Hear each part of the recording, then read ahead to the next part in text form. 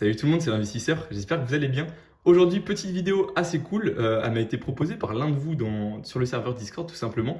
Il est dans les descriptions pour tous ceux que ça intéresse, n'hésitez pas à nous rejoindre. Donc voilà, on donne des petits conseils d'investissement, on montre nos investissements, un petit peu tout ça, on parle Pokémon, on parle investissement. Donc j'espère que ce petit serveur vous plaît en tout cas. J'essaye de plus en plus de le mettre en forme, en tout cas on essaye de faire au mieux.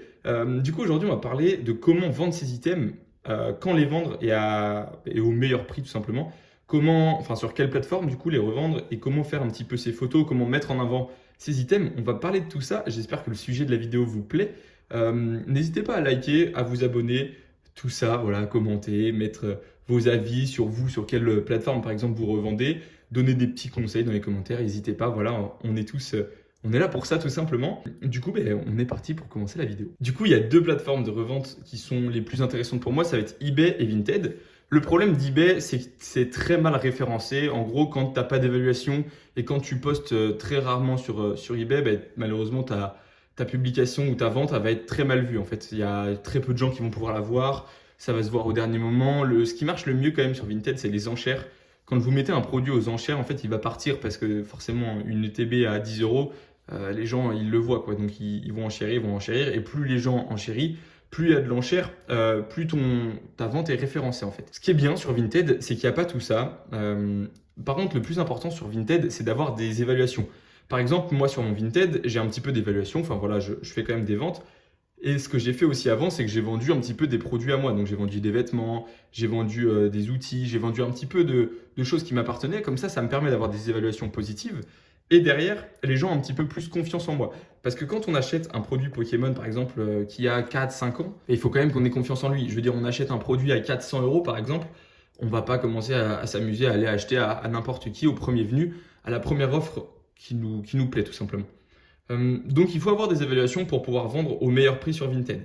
Comment avoir des évaluations? Du coup, je vous l'ai dit, vous vendez un petit peu, vous commencez là déjà à vendre des petits produits sur Vinted. Si vous avez des vêtements que vous n'utilisez plus, n'hésitez pas. Si vous avez des cartes Pokémon en loose, pourquoi pas aussi. Enfin, voilà, il y a des trucs à pas cher. Il faut commencer par des petits articles comme si, un petit peu pour se débarrasser d'objets qui ne vous intéressent plus. Comme ça nous fait déjà un petit peu de fonds déjà pour réinvestir dans Pokémon. Donc ça, c'est toujours cool. Et ensuite, ça nous fait des évaluations sur Vinted. Maintenant, les premières évaluations, elles sont importantes. C'est pareil, il va falloir vendre vos premiers produits. Faut que ce soit de la qualité. Je veux dire, ne mentez pas. Si votre vêtement il a un trou, dites-le dans la description. Et ça, c'est pareil pour Pokémon. Donc, comment vendre son objet Pokémon s'il a des défauts? Il faut le dire. Il faut absolument le dire. Parce que derrière, si vous vendez un objet Pokémon, je ne sais pas, une ETB, vous dites c'est l'âge parfait. Elle arrive chez la personne, petit trou, des trous de partout. Enfin voilà, c'est pas honnête. La personne, mauvaise évaluation, derrière votre compte Vinted, c'est fini. S'il décrit parfaitement la vente, par exemple dans l'évaluation, il dit ETB envoyé avec des trous alors que dans la description il n'y en avait pas. Enfin, s'il décrit parfaitement, les gens ils vont se méfier. Le compte Vinted que vous avez préparé en fait depuis maintenant des mois ou je sais pas des semaines, au moment où vous allez revendre vos investissements Pokémon, il est foutu parce que du coup il y a cette évaluation qui plombe tout. Donc il faut être super honnête sur Vinted et moi je trouve que c'est la meilleure plateforme de revente.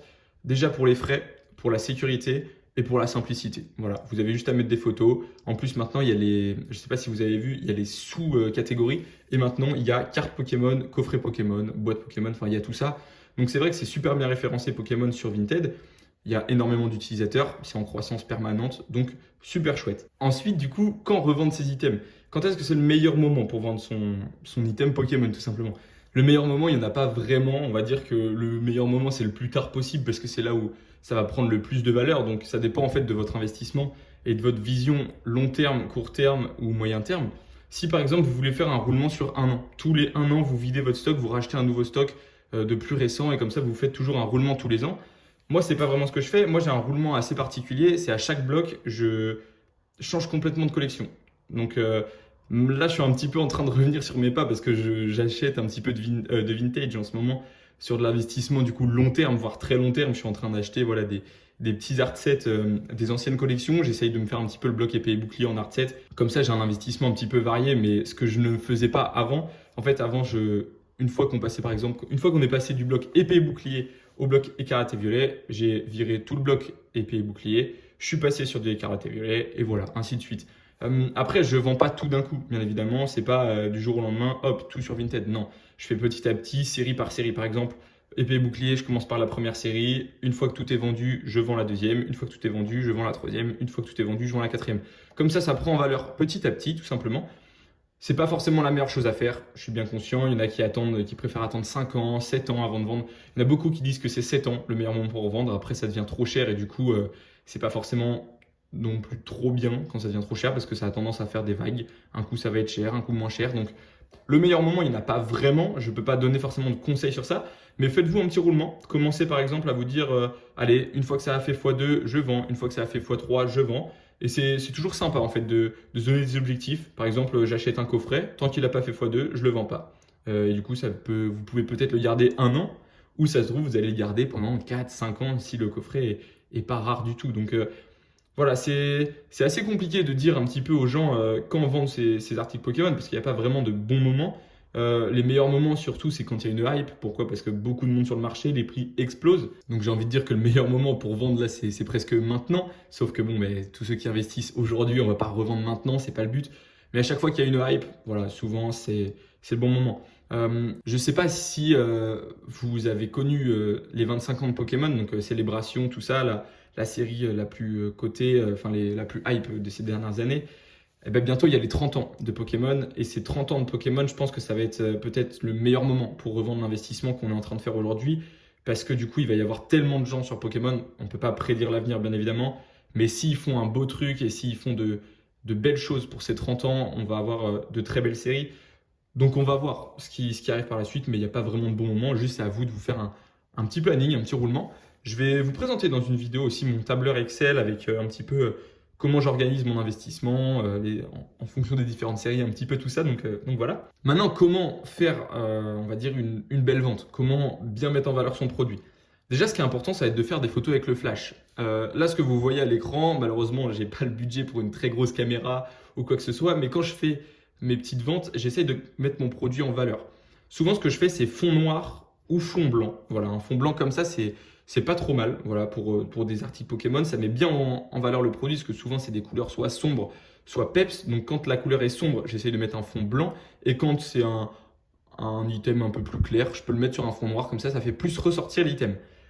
Ensuite, au niveau des photos, faites-les avec le flash. Comme ça montre un petit peu s'il y a des défauts ou pas. Et surtout, ça le met en valeur aussi. Ça illumine le produit, c'est assez sympa. Dernière petite technique, ça va être dans le référencement. Dans le titre, vous mettez absolument du coup le nom de votre item et vous mettez derrière 9 scellés à chaque fois. Si c'est un item scellé, bien évidemment. Comme ça, les gens ils vont taper, je sais pas, coffret Zénith Suprême. Si le coffret Zénith Suprême il n'est pas scellé, forcément, ils vont tomber sur un petit peu n'importe quoi. Ça va être des ETB, ça peut être ce coffret, ça peut être un petit peu tout. Vous mettez vraiment précisément coffret Zénith Suprême Pikachu scellé. Paf. Ensuite, vous mettez dans la description le descriptif. Vous allez chercher, je ne sais pas, sur n'importe quel site internet qui a vendu ce coffret. Vous tapez coffret Zénith Suprême Pikachu. Vous copiez exactement la description de ce qu'il contient. Donc 2 cartes promo, une carte jumbo, 5 boosters. Enfin, vous allez faire un petit peu vous allez un petit peu fouiner sur les différents sites. Vous copiez, vous collez en description de votre article Vinted. Comme ça, vous avez un truc bien précis. L'acheteur, il va avoir un truc bien précis. Et vous mettez un petit mot au-dessus de cette description où c'est vous là qui écrivez. Vous mettez par exemple je vends cet article, il est neuf et scellé, envoi bien protégé par exemple. Comme ça va rassurer l'acheteur et tout est OK. Maintenant, on va passer du coup sur l'ordi. Comme ça, je vais pouvoir vous montrer un petit peu ce que je pense des différentes ventes qu'il y a sur Vinted, de ce que moi je vais acheter et pourquoi j'achèterai par exemple une offre plus qu'une autre. On va parler de tout ça. Allez, du coup, on se retrouve directement sur l'ordi. Comme ça, on va pouvoir analyser deux petites situations assez simples. Comme ça, voilà, ça va être assez rapide, hein. Juste ici, on a une ETB. Voilà, il y a plusieurs photos. C'est plutôt sympa. On voit bien jusqu'où les défauts du scellage, s'il y en a. Là, il n'y a pas l'air vraiment d'en avoir. Donc, c'est plutôt sympa. On a l'utilisateur. 76 avis. Kaneki 86. Donc, voilà, ça me paraît plutôt bien. Bon, le prix, on va pas en parler. Ça, c'est encore autre chose. On voit que c'est un petit peu descendu. D'ailleurs, pour tous ceux qui suivent un petit peu le TB, bon, forcément, quand les gens n'arrivent pas à vendre, ça descend petit à petit, mais ça va tranquillement remonter, ça je m'en fais pas. Donc voilà, on a une ETB qui est un petit peu mise en valeur, on a un beau fond derrière, donc là il n'y a pas de souci. En revanche, deuxième annonce que je vous ai trouvé un petit peu pour faire la comparaison et vous les illustrer un petit peu du coup mes propos, c'est juste ici, voilà, on a 63 likes, certes, on n'a qu'une photo, elle représente même pas tout le TB, on voit pas les défauts de scellage, on voit rien. Certes, l'utilisateur a pas mal d'avis, on est sur un 4,5, donc c'est pas trop mal non plus, même si ça veut dire qu'il y a des petits défauts quand même. Et voilà, on est à 100 euros, donc forcément, la description, elle est pas top. Je veux dire, elle est pas hyper longue, elle est pas très détaillée en fait. Donc voilà, c'est plus pour ce genre de choses que je vous mets en garde. Essayez de faire une belle annonce, comme ça vous allez être mieux référencé et derrière les acheteurs seront plus confiants avec vous. Donc voilà, c'est un petit peu tous les conseils que j'ai à vous donner. Pour tous ceux qui ont aimé la vidéo, ben, n'hésitez pas à la liker, à la commenter. Et puis moi, ben, je vous dis à la prochaine pour une toute nouvelle vidéo. Allez, salut!